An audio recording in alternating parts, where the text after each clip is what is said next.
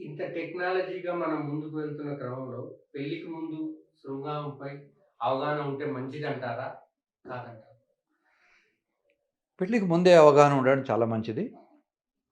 మన దేశంలో ఎప్పుడైతే ముస్లిం ఇన్వేజన్ స్టార్ట్ అయిందో, ఎప్పుడైతే క్రిస్టియన్స్ వచ్చారో, బ్రిటిషర్స్ వచ్చారో, అంతకన్నా ముందు మన దగ్గర చాలా ఓపెన్ కల్చర్ ఉండేది. అందుకనే మన దేవాలయాలలో మనకు సెక్స్ బొమ్మలు చూస్తాము. సో, సూర్య దేవాలయం అని మనకు ఒరిస్సాలో ఉంది. చాలా దేవాలయాలలో ఉంటాయి. తాపి ధర్మారావు గారని ఒక పెద్ద రైటరు. అసలు దేవాలయాల మీద బూదు బొమ్మలు ఎందుకు అని ఆయన ఒక పెద్ద రీసెర్చ్ బుక్కే రాశారు. ఇంత పెద్ద పుస్తకం. సో, ఇవన్నీ కూడా అవసరం. ఒకప్పుడు దేవాలయాలు ఒక కల్చరల్ సెంటర్.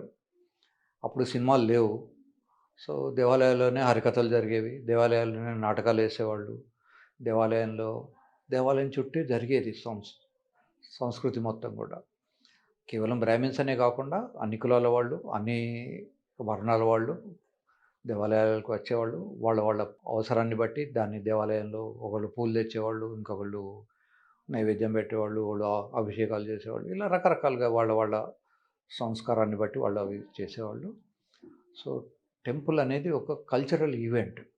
కనుక అక్కడ దేవాలయాల మీద బూతు బొమ్మలు కూడా ఉండేవి. ఇప్పటికీ పెళ్లి కన్నా ముందు అసలు అమ్మాయి తండ్రి అబ్బాయిని పరీక్షించాలట. పాత పుస్తకాలలో సాంస్క్రిట్ బుక్స్‌లో రాసింది. ఊరవతలకి తీసుకెళ్ళి అబ్బాయిని మూత్రం చేయమని అడగాలి. వాడు మూత్రం చేసినప్పుడు ఎంత స్పీడ్‌గా వస్తుందో అసెస్ చేసుకోవాలి. వాడి మూత్రం బట్టల దగ్గరనే పడుతుందనుకోండి, బహుశా వాడికి పొటెన్సీ ఉండదేమో అని ఆ కాలంలో అనుకునేవాళ్ళు. ఇప్పుడు పొటెన్సీ టెస్టులు చాలా వచ్చాయి. సో, టెక్నాలజీతో సంబంధం లేకుండా జ్ఞానం అనేది అవసరం. నిజానికి కొన్ని వెస్టర్న్ కంట్రీస్‌లో అకాడమీస్ ఉన్నాయి. పెళ్ళికి ముందు ఆ అకాడమీలో ఒక 3 నెలలు ట్రైనింగ్ ఇస్తారు.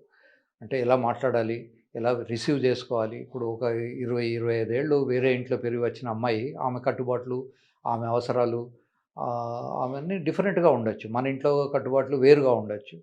సో, సడెన్‌గా ఆమెకు ఒక కొత్త బోన్‌లో వేసిన జంతువులాగా ఫీల్ అవ్వచ్చు. కనుక అట్లాగే అబ్బాయి కూడా అమ్మాయితో ఎలా బిహేవ్ చేయాలి? ఎలా మాట్లాడుకోవాలి?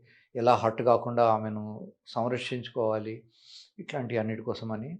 తర్వాత శృంగారంలో టచ్ గురించి ఇందాక నేను చెప్పాను. వీటన్నిటి గురించి కూడా అవగాహన ఉండడం చాలా చాలా అవసరం. సో, మన దేశంలో ఇంకా అకాడమీస్ రాలేదు గానీ, ఇప్పటికీ మన దేశంలో కూడా మోడర్న్ అమ్మాయిలు చాలామంది నాతో చెప్తుంటారు. సార్ నేను ట్రయల్ చేశాను. వీడు సెక్స్ చేయలేకపోయాడు. ఏమైనా వీలైతే ట్రీట్మెంట్ ఇయ్యగలరా? అని పెళ్ళికి ముందే అబ్బాయి, అమ్మాయి కూడా వస్తున్నారు నా దగ్గరికి. సో, అలా కాలం మారిపోతున్నది. ఒకప్పుడు కేవలం శృంగారం గురించి మాట్లాడడమే సిగ్గుగా ఫీల్ అయిన రోజు నుంచి ఇప్పుడు మోడర్న్ లైఫ్‌లో వాళ్ళు ఓసారైతే ఒక అమ్మాయి చెప్పారు. ఇంకో అమ్మాయితో పలకరించినప్పుడు అడుగుతారట. "ఏమి నీ బాడీ కౌంట్ ఎంత" అని. అంటే "నువ్వు ఎంతమంది దగ్గర సెక్స్ చేసావు" అని. సో, తప్పేమీ లేదు. ఇప్పుడు ఇదివరకు మగవాళ్ళందరూ ఇలా చేసేవాళ్ళు. ఇప్పుడు ఆడవాళ్ళు కూడా చేస్తున్నారు. సో, ఏదైనా కర్మ ఉంటుంది.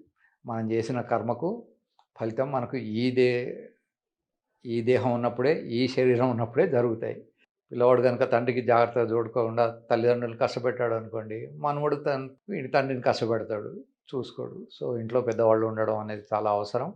పెద్దవాళ్ళు ఉన్నప్పుడు వాళ్ళు కొంత బఫరింగ్‌గా చేస్తారు. ఒకవేళ అబ్బాయి ఏమన్నా పిచ్చి పిచ్చిగా బిహేవ్ చేస్తే వాడిని మందలించగలరు. అమ్మాయికి ఏదన్నా బాధ కలిగితే, "అమ్మాయి నువ్వు బాధపడకు. This is the way you have to manage him" అని చెప్తారు. కనుక ఈ న్యూక్లియర్ ఫ్యామిలీస్ వచ్చిన తర్వాత ఈ బఫరింగ్ సిస్టమ్ అంతా పోయింది. సో, ఇంట్లో పెద్దవాళ్ళు ఉండడం అనేది ఒక అసెట్.